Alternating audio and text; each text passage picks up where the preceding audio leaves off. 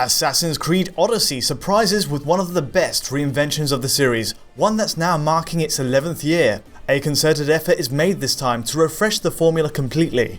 Building on last year's revamped combat in Origins, new RPG elements are added to the mix, with 2 selectable characters, branching dialogue trees, and a move to a beautiful mythical Greek setting. The Anvil Next 2.0 engine stays in place, a technical DNA that carries over from the earliest entries on current gen, such as Unity. But in terms of its gameplay and location, the way this tech is used in Odyssey makes it at times indistinguishable from Assassin's Creed titles before it. Now, lead development is handled by Ubisoft Quebec, whose work you might recall from Syndicate in 2015. The fact is though, Odyssey is an entirely different type of project that trades straight realism for a more fantastical edge. One of the high points of Syndicate was measuring the in-game landmarks of London against the real thing, as they may have appeared in the 19th century. But here, it's a blank canvas. Using Greek mythology as a base, it finds value in creating more of its world from scratch, with a visual signature built on deep blue skies and sun-kissed cities. The art direction is undeniably fantastic, as you can see from our Xbox One X and PS4 Pro captures at 4K. But then the technology also shines, in as much as Origins did, with its equally colourful take on Egypt. A few high points stick out right away.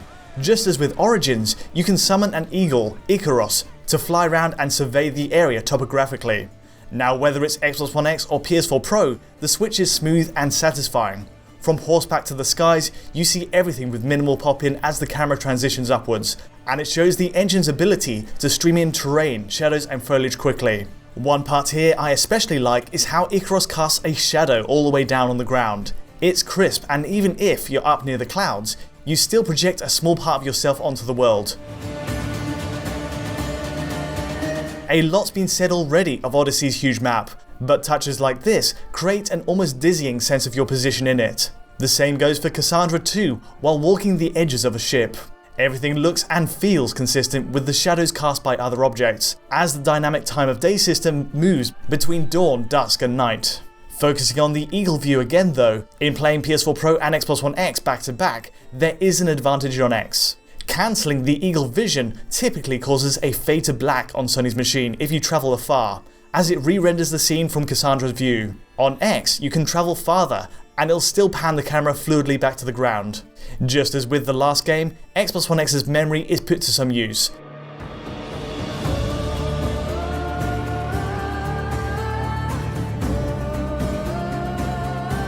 More on the direct comparisons later, but most visual features are shared between these two consoles. You get the impressive screen space reflections on water bodies, for example. There isn't too much in the way of artifacting around objects obstructing the reflection. The effect gives a great mirror image of ships and port towns in the distance. Unfortunately, SSR is limited in use in Odyssey. Puddles in towns use a simpler cube map, a pre-baked texture with barely anything in common with the nearby geometry. It passes at a glance, but if you look too close the illusion is shattered, and it's a shame we couldn't get SSR across the board. Other features look great too, while others show the engine's age. There's a strong bokeh depth of field, especially used in cutscenes, and an eye-catching light shaft effect. Also known as crepuscular rays or god rays, this is always a crowd pleaser, especially given that Assassin's Creed's variable dynamic time of day makes the effect appear in unique places for each player. It works on trees, flitting through leaves as you ride past at dusk, and even underwater while looking upwards, through the water caustics. I'm a big fan of the effect, and long may it continue. Speaking on the water, this game has some wonderful fluid simulation. Check out John's history on water in games for a full breakdown on how far we've come. But for Assassin's Creed in particular, the series has boasted some great water animations and physics. Rolling waves crash into your boat during naval warfare, affecting your inertia and the pitching of your cannon fire. There are more subtle effects surrounding water too, like the crashing of waves on a shoreline. A blend of transparency effects creates a satisfying froth here, a rhythmic crash that tapers off neatly at your feet. The overall effect works really well at a distance, even if up close it can look a tiny bit more like champagne bubbles. Now, some parts of the engine aren't as cutting edge as I'd hoped they'd be. The depth of field effect kicks in most heavily in cutscenes, but there are moments in gameplay where the foreground object can look more like a 2D cutout. The depth of field here isn't as refined as the rest of the package, but again, in cutscenes it does look better. Another nagging point is the texture quality. Now, it may be possible to bump this higher on PC, something Alex will look into with his own analysis in due course, but for consoles running at 4K, the ground textures on Pro and X really don't hold up to the times. These are flat and often low resolution. While a huge open sprawl like this means memory is in high demand, you would expect much better from current gen machines. About the resolution then, if you read or watched our analysis on Assassin's Creed Origins, it's pretty much the same deal this time too for the enhanced consoles. It's a dynamic resolution that targets 4K to varying levels of success on PS4 Pro and Xbox One X. So to focus on Pro first, we have a range. In theory, this is a dynamic 4K, but the highest I've seen is 2816 by 1584.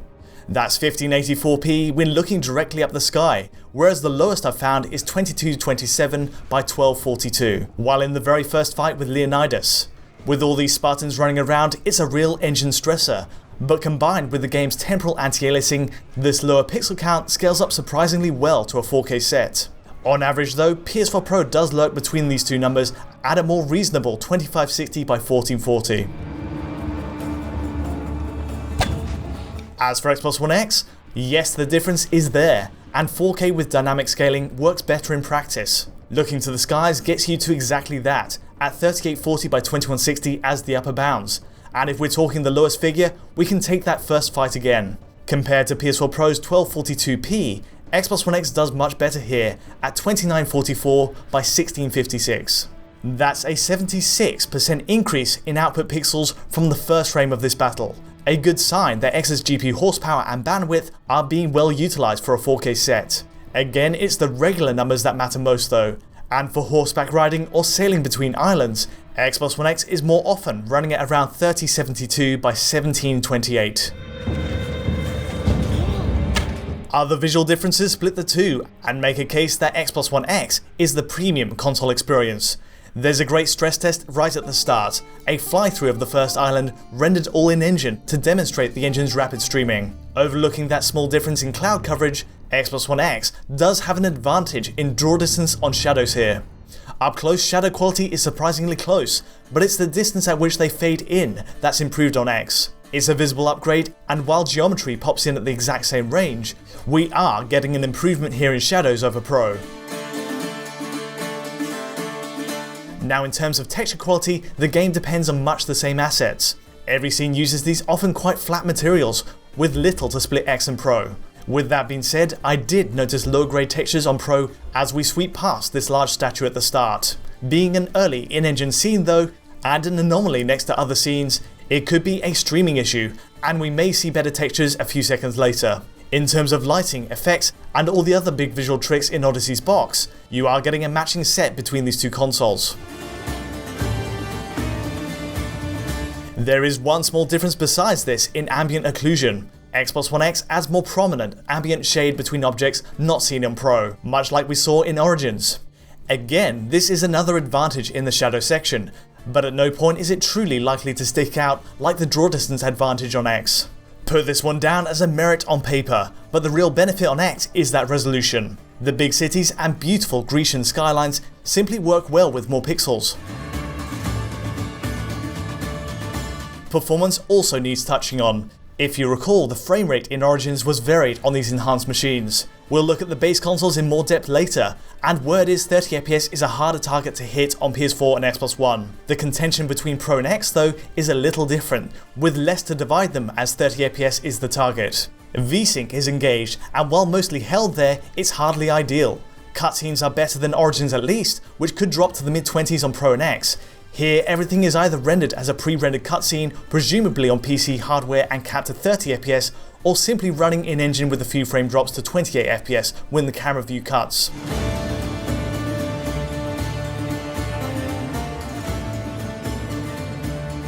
Here's our PS4 Pro frame rate analysis then, and in isolation, you can see it's wavering in travel, combat and cutscenes. Brief lulls at 28fps or so are really the worst of it.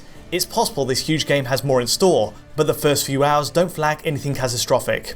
Expect frames to drop as you pan the camera around busy orchards, nothing game breaking, and it's always quick to return to the status quo of 30 FPS. Yes, it's a shame a strict 30 isn't possible, and to me, it did detract from the sense of polish this game could have had. Xbox One X is not much better, if at all. Performance on X is remarkably similar to PS4 Pro's. Again, a 30 FPS VSync game with small one-frame stutters and hitches. It's a curious turnout, since there is much more power on tap GPU-wise, but it doesn't translate to a tangible difference in performance here. One possibility?